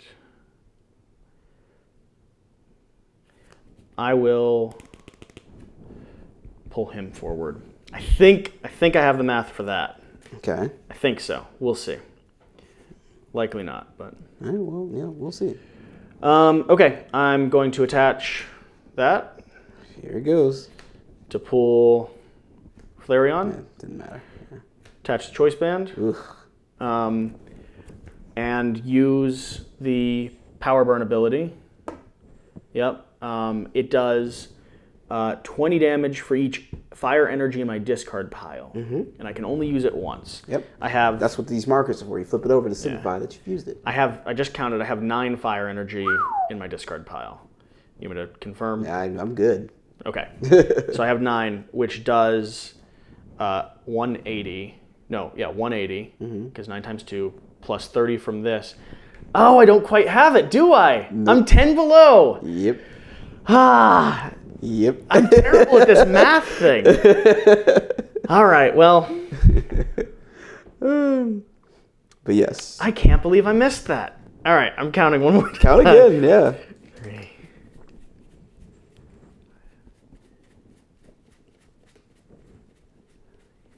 Oh, that's so embarrassing. I just checked the math. Oh, I thought I had it. I thought I was at 190. Yeah, 8 to Paradise is just pretty good. I thought I was right at 190. I didn't realize I was right at 180. All right, that's my turn. That's my attack. Oh, it's all downhill from here. Just what you said. Oof. Yeah, so now I just need to find a energy to attach to him and get him out of there. And he's good to go. So we're just going to play a Volkner to get that energy in an item. And that item will be Choice Band.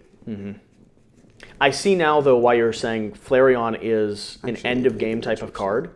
Yeah. Because of its ability there. It's like you've got most of your energy stuck in your deck. This is the last big explosion that you can do. Yeah. This is the last hurdle to get over. And I didn't use it very effectively, but I'll take a Choice Band, sure.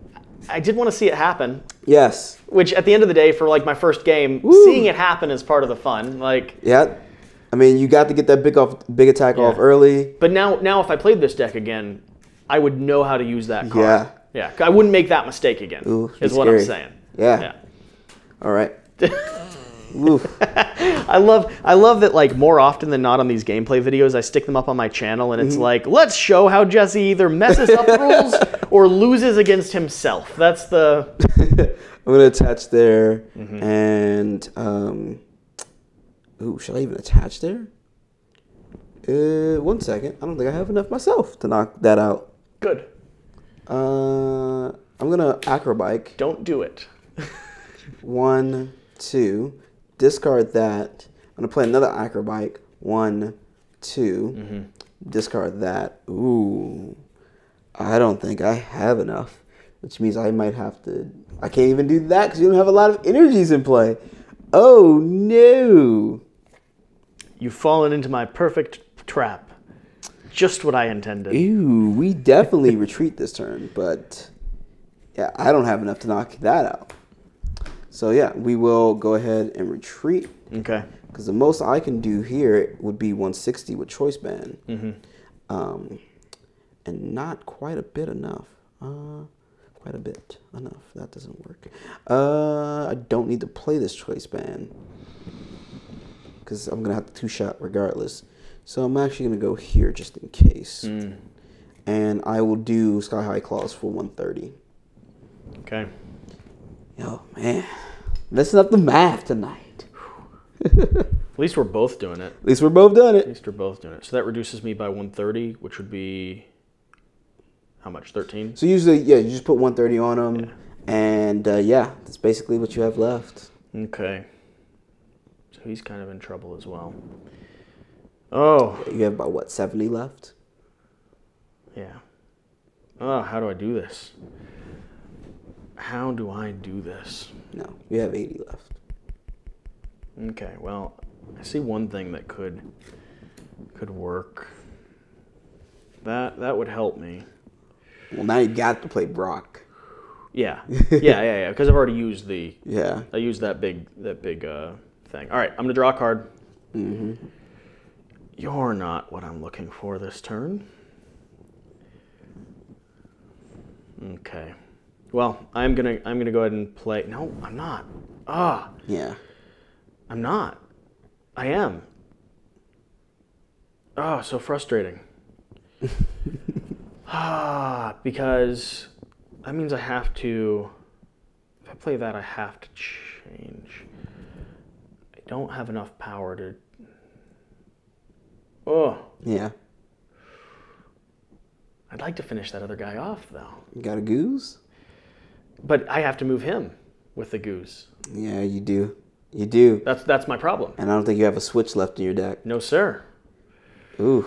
That's what I'm sitting here struggling with. I'm like, the goose is perfect to pull your guy back, but it's not enough for me to actually do enough damage. And my Charmander here doesn't have an active card on it, so it also can't do any damage. That being said, if I did the goose to stick a Jirachi up top, that would at least give me another turn and allow me to pull something purposeful, but it wouldn't allow me to do Brock's Gift until next turn. Oh yeah, because you'd played the I'd played the trainer. Ooh. I've got to. I mean, at this point, I've got to choose a strategy and lean into it, right? I will keep in mind he has an energy on him. I can easily just retreat him. I know. So it doesn't matter. Like, I'm thinking if I pull a Jirachi, I would get to then pick something from my deck, which might benefit me. Yeah. It's just, what do you choose here? Yeah. What do I pull forward? Because you could easily retreat him next turn. Yep. And I likely won't be able to do an attack on him unless I pulled something specific, and I don't think I would. Yeah. I don't know what's in my deck. I don't know what's accessible. Let's see. I'm gonna just try things out. Try things out. And try them out. And see what happens. Yeah. So I'm gonna play the goose. Okay. Because you're gonna destroy this next turn if I don't. Yeah. You may destroy this next turn anyway, but we'll see. Putting a Jirachi up top. You switching to? Yeah, that's a good question.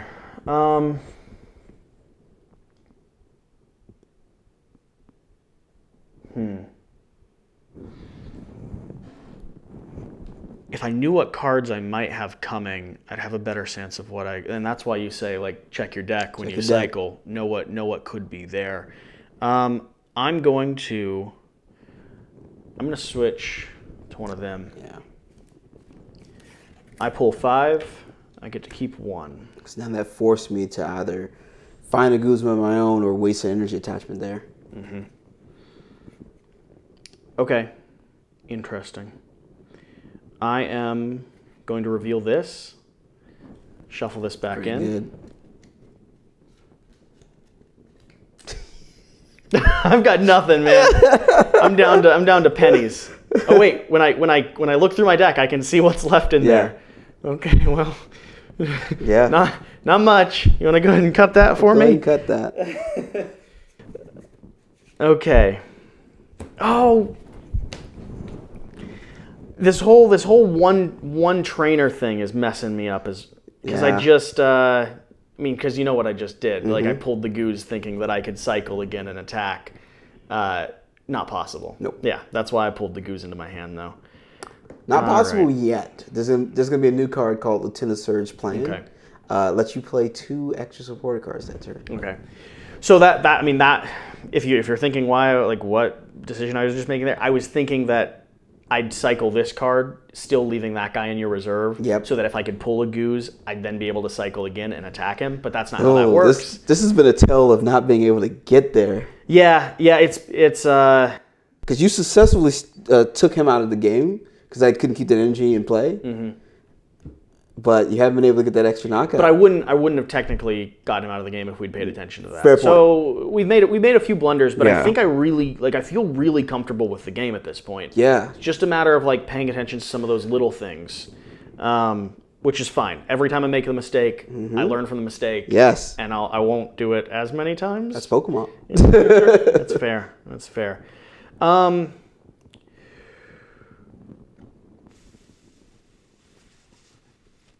Yeah, let's do this then. Last thing I'll do. Ultra Ball. Yeah, thank you. Discard both of these. Pull a single card back into my hand. And I have to reveal it, right? Yeah. Revealing the Charizard. Pulling that up. Seeing what's left in here. Not much is left in here. Shuffle these together. I mean, at this point, I've been swinging at the ropes for 3 turns now or so. That's gonna be the turn. I'll roll to. Yep. I'll go ahead and draw while you're doing that. 2. She does pop back up. Cool. Finally, one of these cards popped up.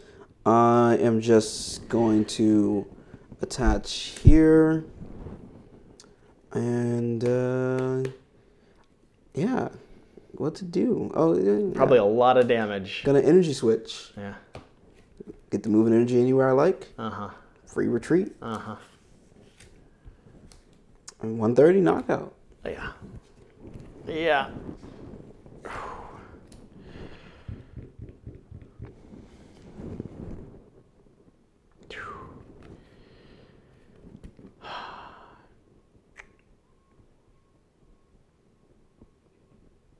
I don't really have anything that allows me to cycle people. So what do I pull up?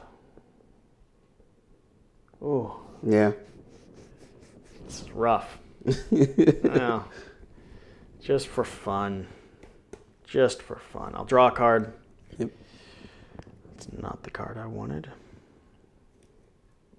Bad. All right, well, I'll go ahead and get 6 of these back in. Yep. I'm feeling like at this point I'm running out of hope at this point. Yeah.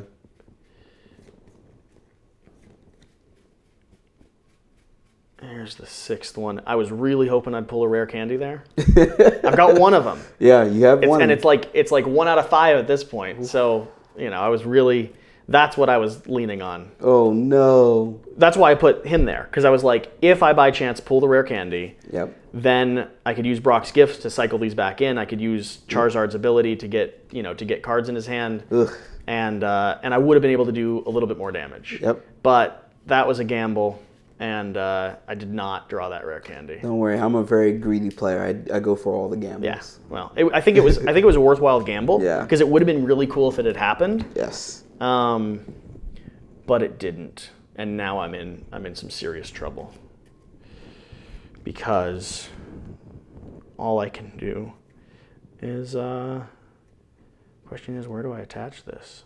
Because you've got that Charizard. I guess I'll just attach that here for now. Yeah. Because you've got that Charizard handled, or the Charmander handled. My turn. Yeah. I'm gonna draw a card. I'm gonna attach here. I'm going to energy switch. Move this over here. I believe that is 5. Yeah, that's 5. Yeah, that's 5. 5. I'm going to play a Lily for 5. 1, 2, 3, 4, 5. Cool. I'm going to retreat. I don't have enough for Tag Bolt GX Plus, but I will play a new stadium, Thunder Mountain, which says the attacks from lightning Pokemon, both yours and my opponent, cost 1 less. Now I have 6. Now you have enough. Tag Bolt GX 200 here and 170 there. That's it. That's it. That's game. That's game. That was cool. Yeah. That's the first time I've ever played Pokemon. Really? Yeah, hands down. I've never played the Pokemon trading card game. Wow. So that's game 1. Game 1. I feel okay losing to a professor. Well, I think I'm okay with that. I'll take that loss with all the dignity. Yes. That was great. I feel really that was fun. Fun. Yeah. No, it was a lot of fun. Pokemon is, it's fun seeing your combo happen. Yeah. And it's fun trying to shove off other people's combos. Well, and even though I made some mistakes and there were still various moments. Well, there was various moments in there where I was like, I'm going to do this to do this to do this to do this to and if I get that one card I need, if I'd drawn that rare candy at the last turn there, I would have been able to at least wipe out another creature of yours and get one step closer to winning. Like, I would have been right on the edge there. And that's 2 prize cards that could have opened anything up. Could have been another rare candy. That's true. Could have been anything. That's true. What are they? And so, like moments like that where I'm like, I'm real close to this engine working is exciting. And I got to say, so I'm a big Keyforge fan. Yeah? I like Keyforge more than I like Magic the Gathering. Sure. Like, controversial opinion. I see a lot of Keyforge decks. I got a lot of Keyforge. I've done some Keyforge videos. I'm going to do some gameplay. One of the things I enjoy so much about Keyforge is that I think it's consistent to its theme. It's this fast-paced, grab and go, you know, you're not really worried about the other player too much. You're just trying to, you know, there's some cards where all you're doing is just trying to steal Amber. Sometimes you're trying to like destroy him so he doesn't generate a lot. It's just this like fast-paced hustle. It also allows me to move through my deck. Like Keyforge, you're cycling your deck rapidly. You're sitting there playing, you know, 6, 7, 8 cards at a time sometime when you get a chain that works. Pokemon does the same thing. And I love that. Yay! I mean, I do. It's why I like Keyforge more than I like Magic. Magic is a slow-paced, heavy-hitting, build this mountain in front of you, and that's rewarding. That can be really great sometimes. But the way I like to play, I like boom, boom, boom. You know, I like playing everything from my hand and then drawing back up. That's Pokemon right now. Yeah. That's really fun. It was great. Glad you liked it. And I feel super comfortable with the game. I feel like I could go buy one of those like what are they called? Starter decks? Starter decks, building battle kits. See, I feel like I could go get one of those and feel prepared to, or even the what is it, Sealed or whatever is going on tomorrow? There's a pre-release happening tomorrow. Yeah, even like a pre-release thing like that. Like 2 hours ago, I would have been intimidated to like consider approaching a pre-release event. Now I'm like, no, I could look through the deck and I'd probably build a pretty crap deck to start with, but I would know enough to look through it and build something. Yes. You know. Yes. Which is cool. That was great. I'm happy that you. Thank you so much. You're welcome. I really appreciate it. We're gonna have to do a follow-up sooner or later of a game where like it'd be fun for me to craft something, or even do one of the sealed things. It'd be fun to do something where like I built something and we sit down and we see how it runs. We can get a couple building battle kits. Yeah, that'd be fun. That'd be a lot of fun. Yeah, I'd be totally into that. Yeah. I'm very curious. What's your last 3 prize cards? What's there? This is the fun part. An extra energy. Yeah, the Charizard's in there, and an Ultra Ball. Oh. Okay. But that's this part here about the game I love. Yeah. Well, and I believe I drew like a rare candy or something because I had 2 in my hand at one point. I believe one of those was from here. This is that's a neat mechanic because it throws off the balance of your deck at the start of the game, but the better you're doing, like you might be able to like pull it back. You might be able to cycle something. No, I enjoyed this a lot. Yes. I enjoyed this more than I thought I would. Yes, I'm happy to hear that. Yeah. I look forward to showing you all the cool decks that are at the top in the meta. I have most of them already built. But yeah, it's going to be fun. Hey, once again, I appreciate it so much.